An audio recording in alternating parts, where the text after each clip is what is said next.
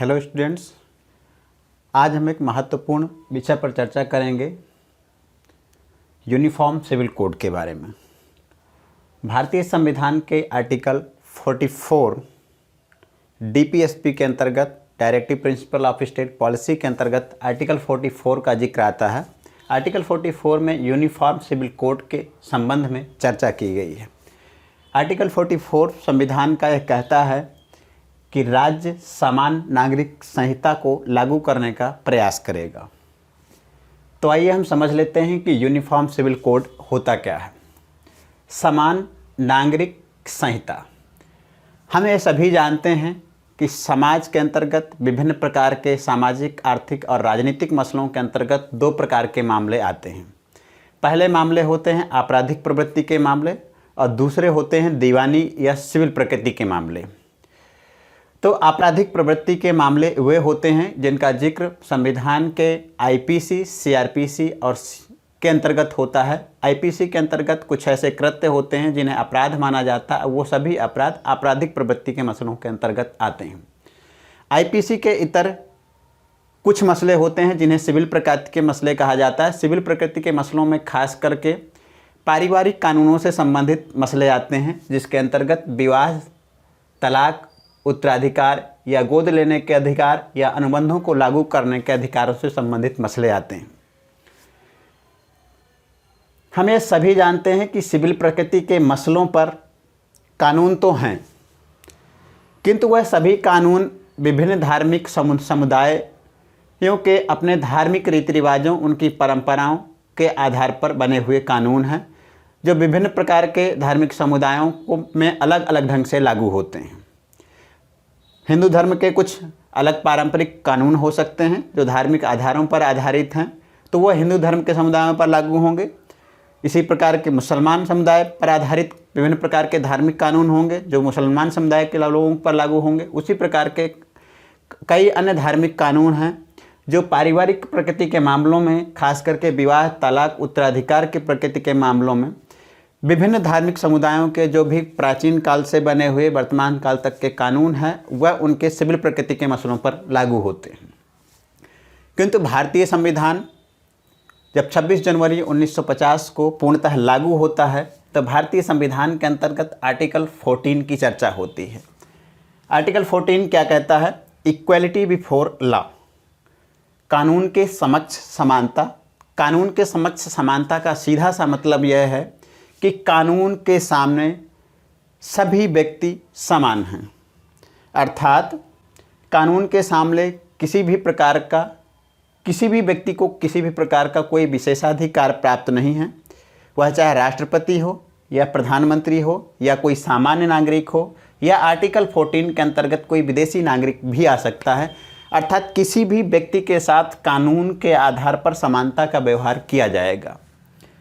किसी भी व्यक्ति को किसी भी प्रकार का विशेषाधिकार या किसी भी व्यक्ति के साथ किसी भी प्रकार के भेदभाव नहीं किए जाएंगे। जब आर्टिकल 14 कानून के समक्ष समानता की चर्चा करता है और कानूनों के समान संरक्षण की चर्चा करता है, ऐसी स्थिति में विभिन्न धार्मिक समुदायों के जो धार्मिक कानून हैं वह कहीं ना कहीं लोगों के मानवाधिकारों का उल्लंघन करते हैं, या फिर वर्तमान सामाजिक व्यवस्था जो समानता पर आधारित है, आर्थिक सामाजिक समानता पर आधारित है, इन विभिन्न प्रकार के धार्मिक कानूनों के अंतर्गत इक्वलिटी बिफोर लॉ का उल्लंघन होता है। या फिर किसी मामले पर पुरुष के या अधिकांशतः मामलों पर महिलाओं के साथ अनजस्टिस होता है, उनके right to life with dignity अर्थात गरिमापूर्ण जीवन जीने के अधिकार का उल्लंघन होता है। यह कैसे होता है यह हम समझ लेते हैं बैकग्राउंड के माध्यम से, जिसके अंतर्गत हम साहिबानो केस 1985 और सरला मुद्गल केस 1995 और ट्रिपल तलाक के कुछ मसलों पर चर्चा करेंगे। साहिबानो इंदौर की एक महिला हैं, वह 62 वर्ष की हो चुकी हैं, उनके 5 पुत्र हैं और 1978 में उनके पति उनको तलाक दे देते हैं।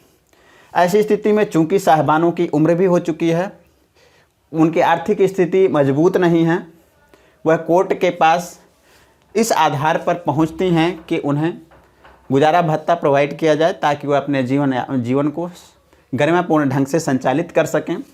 7 वर्ष बाद जब 1985 में यह साहिबानों का केस सुप्रीम कोर्ट के पास पहुंचता है तो सुप्रीम कोर्ट सीआरपीसी की धारा 185 को आधार बनाती है और साहिबानों के पक्ष में निर्णय देती है कि उसका पति जो साहिबानों को तलाक दिया है उसे गुजारा भत्ता प्रोवाइड करे।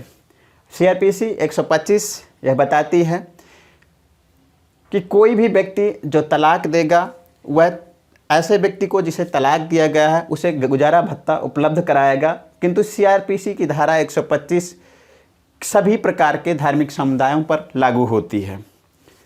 जब धार्मिक समुदायों पर सीआरपीसी को आधार बनाकर सुप्रीम कोर्ट साहिबानों के निर्णय में साहिबानों के पक्ष में निर्णय देता है तो मुस्लिम समुदाय के द्वारा इस निर्णय का उल्लंघन किया जाता है और यह कहा जाता है कि सुप्रीम कोर्ट के द्वारा उनके पर्सनल लॉज पर, उनके पारिवारिक कानूनों पर दखलंदाजी है। यह दखलंदाजी किस प्रकार से है वह अपने कुछ तर्क भी देते हैं, उन तर्कों को समझेंगे। तो उनका तर्क ये है कि चूँकि आर्टिकल 25 के तहत हर नागरिक को धर्म की स्वतंत्रता का अधिकार प्रदान किया गया है कि वह किसी भी धर्म को मानने, उसका आचरण करने और प्रचार करने या प्रसार करने का उसे अधिकार है। तो धार्मिक स्वतंत्रता के अंतर्गत चूँकि धर्म पर आधारित ये पर्सनल कानून है या फैमिली कानून बनाए गए हैं जो विवाह, तलाक और उत्तराधिकार के मामलों पर निर्णय करते हैं। तो जब सुप्रीम कोर्ट का यह निर्णय साहिबानों के पक्ष में आता है तो मुस्लिम समुदाय के लोगों के द्वारा आर्टिकल 25 अर्थात धर्म की स्वतंत्रता का उल्लंघन मान करके इस निर्णय का विरोध किया जाता है। जब मुसलमान बहुसंख्यक समुदाय के द्वारा इसका विरोध किया जाता है तो राजीव गांधी सरकार के द्वारा संसद में एक कानून लाया जाता है और उस कानून के माध्यम से साहिबानों केस के द्वारा दिए गए निर्णय को पलट दिया जाता है। पहली बार साहिबानों केस मामले में सुप्रीम कोर्ट ने भी यह अपने निर्णय के माध्यम से संकेत दिया कि भारत में अब वक्त आ चुका है कि समान नागरिक संहिता को लागू किया जाना चाहिए। अगला केस है सरला मुद्गल केस 1995। सरला मुद्गल केस के मामले में सरला मुद्गल के पति चूँकि हिंदू हैं, सरला मुद्गल को बिना तलाक दिए हुए मुस्लिम समुदाय को या मुस्लिम धर्म को अपनाते हैं और बिना तलाक के दूसरी शादी करते हैं और यह तर्क देते हैं कि चूँकि मुस्लिम समुदाय के अंतर्गत पॉलीगामी की परमिशन है, 2 विवाह, 3 विवाह व 4 विवाहों की परमिशन है, अर्थात मैं मुस्लिम धर्म को अपना करके दूसरी शादी कर रहा हूँ। लेकिन सरला मुद्गल मामले में जब सुप्रीम कोर्ट जजमेंट करती है कि अगर किसी भी व्यक्ति जो हिंदू व्यक्ति है बिना तलाक दिए हुए मुस्लिम धर्म को अपनाता है और दूसरी शादी करता है तो वह शादी अवैध मानी जाएगी। और फिर साहिबानों केस में दिए गए निर्णय को दोबारा सुप्रीम कोर्ट चर्चा में लाती है और यूनिफॉर्म सिविल कोड को लागू करने की बात करती है। ट्रिपल तलाक के मसले पर भी ऐसा है कि मुस्लिम समुदाय के कुछ लोगों के द्वारा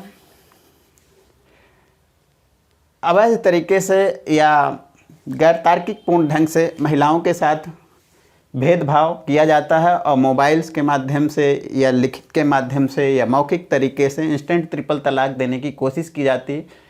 किंतु ट्रिपल तलाक या तलाक बिद्दत के मामले में संसद के द्वारा 2019 में कानून बना दिया गया और यह कानून संज्ञेय प्रकृति का है, जिसके अंतर्गत किसी भी व्यक्ति को सज़ा का भी प्रावधान किया गया है और आर्थिक दंड का भी प्रावधान किया गया।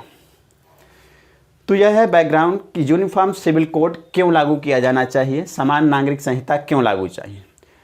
सिविल मामलों पर कानून तो हैं लेकिन विभिन्न धार्मिक समुदायों के अलग अलग कानून हैं और वो समुदाय के कानून किसी न किसी ढंग से या तो महिलाओं के अधिकारों का उल्लंघन करते हैं या तो भी संविधान के प्रावधानों जहां पर आर्टिकल 14 कानून के समक्ष समानता के अधिकार का उल्लंघन करते हैं।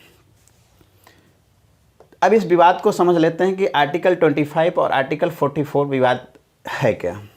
आर्टिकल 45 जिक्र करता है कि संसद समान नागरिक संहिता के संबंध में सोचे, उस पर कानून बनाए, और आर्टिकल 25 रिलीजियस फ्रीडम की बात करता है। अब चूंकि हिंदू मैरिज एक्ट 1956 के तहत हिंदुओं के सिविल मामलों पर एक यूनिफॉर्म एक सिविल कोड तो बना दिया गया जो हिंदू धर्म और जैन बौद्ध और सिख धर्म के लोगों को मानने वालों के लिए यह लागू होता है। अर्थात किसी भी स्थिति में विवाह, तलाक, उत्तराधिकार या गोद लेने के अधिकारों से संबंधित मामलों में जो इन धार्मिक समुदायों को मानने वाले लोग हैं उनको हिंदू मैरिज एक्ट के अंतर्गत काउंट किया जाएगा। किंतु मुस्लिम समुदाय, पारसी समुदाय और ईसाई समुदाय के अंतर्गत उनके पर्सनल लॉज को लागू किया जाता है। अतः संपूर्ण चर्चा इसलिए की जा रही है कि अलग अलग सभी पर्सनल लॉज को ख़त्म करके या उनके कुछ महत्वपूर्ण प्रावधानों को, उनके रिवाजों को अपना करके एक ऐसा महत्वपूर्ण कानून बनाया जाए जिस प्रकार से आपराधिक प्रवृत्ति के मसलों पर आईपीसी और सीआरपीसी बना है, उसी प्रकार से सिविल प्रकृति के मसलों पर भी एक समान नागरिक संहिता बनाई जाए, ताकि सामाजिक प्रक्रिया के अंतर्गत किसी भी प्रकार के सामाजिक और आर्थिक भेदभाव से महिलाओं को बचाया जा सके या अल्पसंख्यक वर्गों को बचाया जा सके, और दूसरी तरफ न्याय निर्णय की प्रक्रिया में भी सुप्रीम कोर्ट या हाई कोर्ट के अंतर्गत इन कानूनी उलझनों से बचा जा सके। इसी संपूर्ण प्रक्रिया को ध्यान में रख करके वर्तमान सरकार यूनिफॉर्म सिविल कोड के मामले में एक बिल संसद के सामने पेश की है। अब आगे देखते हैं कि उस पर क्या होता है।